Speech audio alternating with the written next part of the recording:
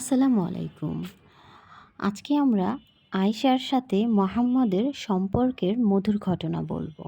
মোহাম্মদ প্রতিদিন আসরের সালাতের পর তার স্ত্রীর কক্ষে পরিদর্শন করতেন এবং তাদের খোঁজখবর নিতেন। একবার তার এক স্ত্রী জয়নব বিনতে জাহশ এক আত্মীয়ের কাছ থেকে কিছু মধু পেলেন।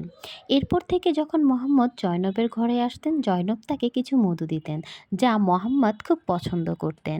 এরপর থেকে সবসময় মধু পান করার কারণেই জয়নবের ঘরে মোহাম্মদ অধিক সময় ব্যয় করতেন। এই ঘটনা দ্বারা দুজন স্ত্রী আয়শা ও হাফসা ক্ষুব্ধ হলেন এবং একটা ফোন দিয়ে আটলেন।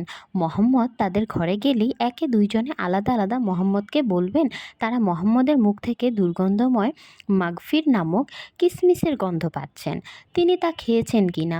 উত্তরে তিনি তাদেরকে বলতেন যে তিনি জয়নবের কাছ থেকে মধু খেয়েছেন এবং তিনি আর কখনো সেটি খাবেন না।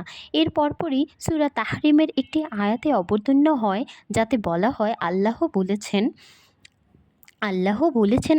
কর্তৃক বৈধকৃত সকল খাবার তিনি খেতে পারবেন। হে নবী, আল্লাহ আপনার জন্য যা হালাল করেছেন, আপনি আমাদের স্ত্রীকে খুশি করার জন্য তা নিজের জন্য হারাম করেছেন কেন? আল্লাহ ক্ষমাশীল, দয়াময়। আল্লাহ তোমাদের জন্য কসম থেকে অব্যাহত লাভের উভয় নির্ধারণ করে দিয়েছেন। আল্লাহ তোমাদের মালিক, তিনিই সর্বজ্ঞান প্রজ্ঞাময়। কোরআনের সূরা ৬৬ আয়াত তাহরিম আয়াত। এই ঘটনায় লোক বলাবলি করতে থাকে মোহাম্মদ স্ত্রীগণের তার সাথে ধারালোভাবে কথা বলেছে এবং বিরুদ্ধে ষড়যন্ত্র করেছে। এই ঘটনার কারণে মোহাম্মদ অন্তত মর্মাহত হলেন। তিনি দীর্ঘ ১ মাস তার স্ত্রীগণের সাথে সকল প্রকার যোগাযোগ বন্ধ করে দিলেন।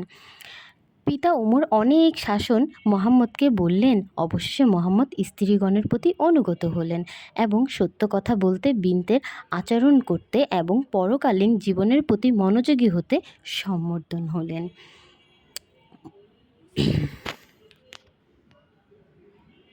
ছিল আমাদের আয়েশার সাথে নবীর মধুময় জীবন। সবাই ভালো থাকবেন।